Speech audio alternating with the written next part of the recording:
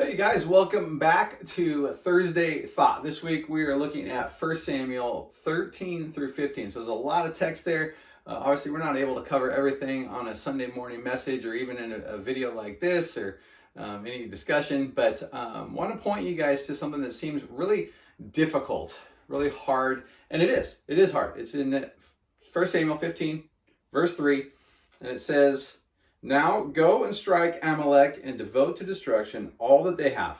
Do not spare them, but kill both man and woman, child and infant, ox and sheep, camel and donkey." Saul is told to go and wipe out the Amalekites. Now that seems pretty harsh, right? It seems like why would a good God do something like that? And so that's a tough thing to grapple with, tough thing to grasp. And so I want to try and break that down a little bit for you because that is hard. But first, Amalek had a history of being kind of a thorn in the side of the Israelites. The Amalekites attacked Israel as they were coming out of Egypt. It had been hundreds of years. So there's this history of sin against God's people and therefore against God that is being dealt with here. And so we've got to remember that God is patient. He didn't immediately wipe them out for their sin. He doesn't immediately wipe us out for our sin. It's been hundreds of years of opposing God's people and opposing God. And so there's a history of sin there. And so this is about judgment. It's not about ethnic cleansing. Verses like this, passages like this can be used to kind of justify ethnic cleansing. That is not what's going on here. This is not ethnic cleansing. This is ethical cleansing, right? They're sinners, and so they're being told, Saul's being told to wipe them out because they are sinners, because they are opposed to God's people, and God is trying to remove that sin. And so he's also removing future evil, right? The Amalekites have proven to be opposed to God, to be opposed to his people, and this will continue if they are not wiped out. And so he's removing future evil. But it's also a picture of God's holiness and the seriousness of sin, right? God is perfectly holy. He does not condone sin, any sin. A little bit of sin, lots of sin. Doesn't condone it. And so this is a picture of who God is and his holiness and how seriously he takes sin.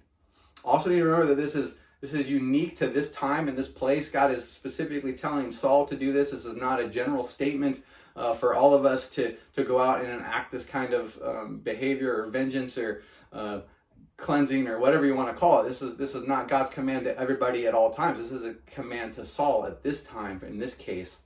And so how do we understand this? How do we come to terms with all of this? We need to be alarmed by it because it is serious. It is significant. It does seem harsh, but the reality is it's not unfair. It's fair.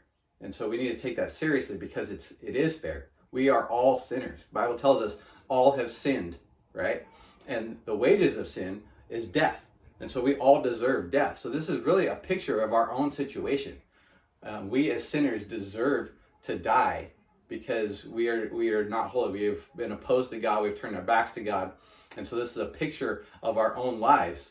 But it also points us to Jesus. As this story in 1 Samuel, all of 1 Samuel does, it points us to Jesus. Saul was not the king that God had to bring things to order and to make things right. David is not that king either. Jesus is that king. And so this is all to point us to Jesus, on our need for Jesus, because Jesus willingly took that punishment that we deserve on himself on the cross. He died in our place.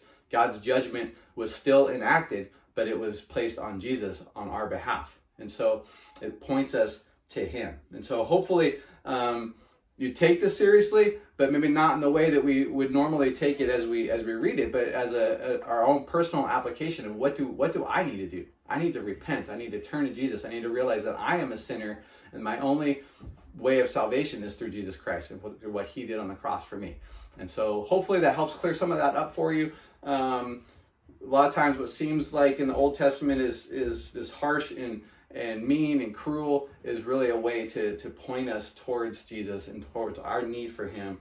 And so we can have life in him. And so hopefully that's what this does for you. If you've got questions, hit us up. We'd love to talk more about it, but we'll see you next time.